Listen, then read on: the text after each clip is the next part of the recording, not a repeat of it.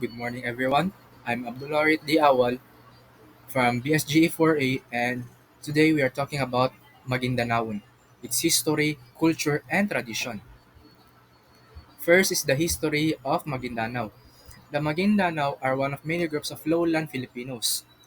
Apparently, they migrated to the islands from Southwest Asia several thousand years ago.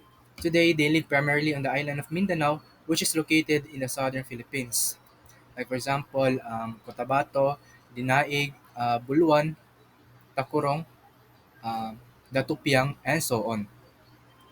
The name Maguindanao, meaning people of the floodplain or Pulangi River, was given to both the people and the island on which they live. According to legend, the Maguindanao were converted to Islam by Sharif Kabunsuan, a Muslim prince who claimed to be a direct descendant of the Prophet Muhammad.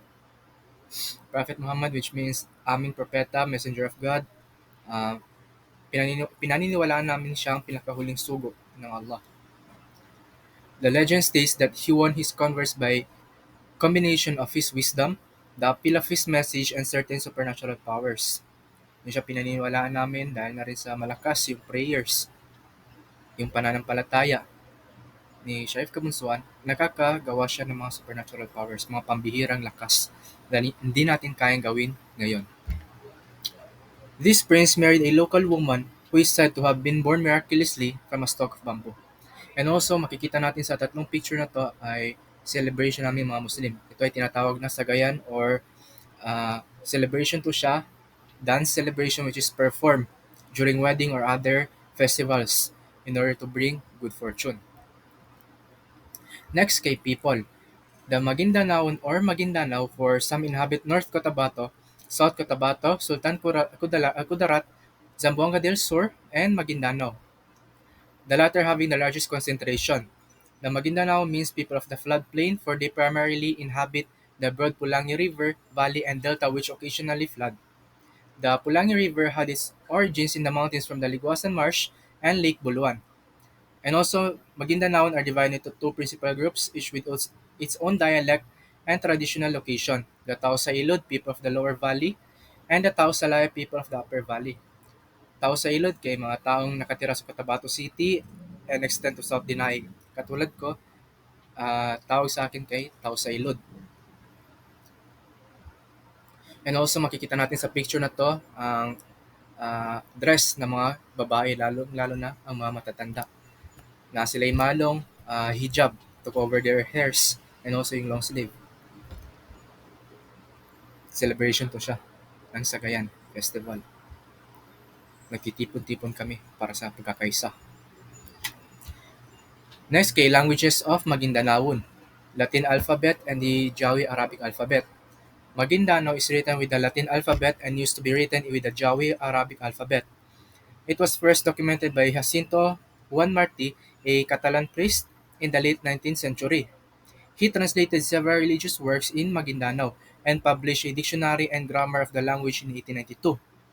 A number of other books in and about the language have been published since then. Um, Ito yung kadalasan naming ah, ginagamit sa pakikipag-usap sa kapwa namin mga Muslim katong Latin alphabet. And also, 'di ba, ang English kay universal language to siya. Pero sa amin mga Muslim, Maguindanaon kasi once na nakipag-interact ka sa ibang tribo, gaya ng Maranao, Tausog, Iranon, and so on, maintindihan na agad nila yung sinasabi mo. Kasi nga, sa ibang tribo, kay sobrang lalim ng mga dialect nila. Kaya, need mo lang ng Magindanaon na dialect para magkaintindihan kayo.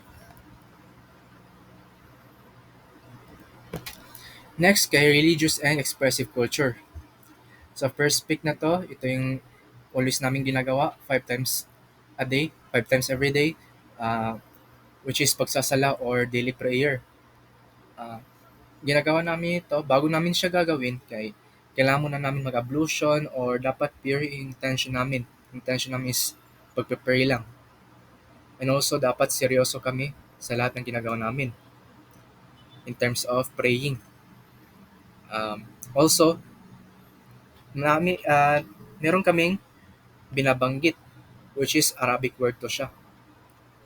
And also, Kami mga Muslim kay nagbabasa din kami mga Quran sa mosque. Pero pwede rin sa bahay niyo. If ever na may ginagawa ka or na-late ka dahil nga busy ka sa trabaho mo, kaya di pwedeng excuse na ma-miss mo yung prayer mo. Kasi part of our daily lives na rin to, daily activities na rin to. Sa second pick, katong sa gitna, kay Imam. Ito yung mga tao na nagtuturo about sa Islam. They have deeper knowledge about Islam. Tinuturo nila yung tama at mali na mga ginagawa namin, mga sunnah or haram and haram. Haram which is bawal sa amin, prohibited to siya. Like for example, pag-inom ng alak, uh, pagkain ng pork, pagpatay, and then um, mga bisyo na nakakasira sa aming pananampalataya. Tinuturo din sa amin paano uh, how to treat others with respect, how to treat elders with respect, how to smile because it is sunnah of the Prophet Muhammad. Lahat ng ginagawa namin mabuti, kaya ginawa to siya ng aming propeta. And also, limited din mga ginagawa namin dahil nga sa aming kultura. Bawal din kami mag-party, ganun, and so on. Next kay celebration, katong sa pangatlong pick. Muslim religious holidays and other observances are celebrated among the Maguindanao. Like for example, Ramadan. Every year yan siya. And also, ang next Ramadan namin kay next year pa, which is March. And nagpa-perform kami ng fasting, hindi lang sa um, pag-resist ng pagkain or pag-inom ng tubig. Pero dinedevelop yung faith namin. Dinedevelop yung control namin sa lahat ng ginagawa namin. Self-discipline. Dinedevelop yung pagka-Muslim namin. Paano mapalapit sa aming Diyos na si Allah. And also, dapat uh, pagtungtong mo ng 10 years old kay pwede ka na mag-perform kahit ah, half day lang kung hindi mo kaya ang whole day. Pero kaya mong whole day, mas maayo. Pero if ever na hindi ka nag-perform ng ganun, ng prayer or di kaya pag-fasting, pwede ka nang paluin ng magulang mo. O sa other ceremonies, kagaya ng birth at akika ang tawag, marriage, and death. Pero bago namin ito i-perform, mag-kuhan muna kami, mag-ablution, mag-pray muna kami ng 2 rakaat in order to bring good fortune and luck.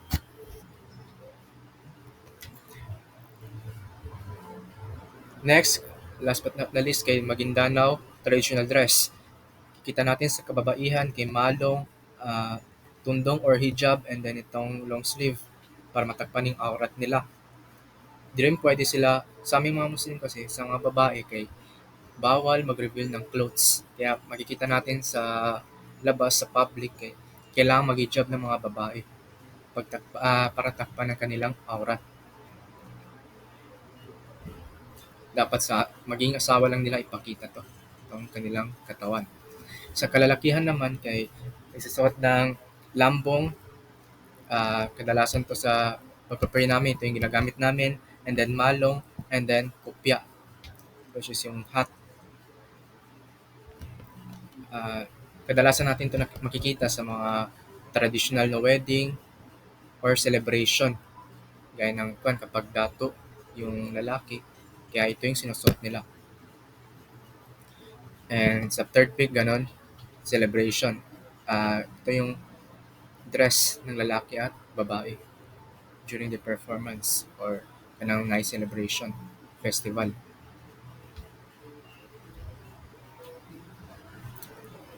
That's all for today and thank you.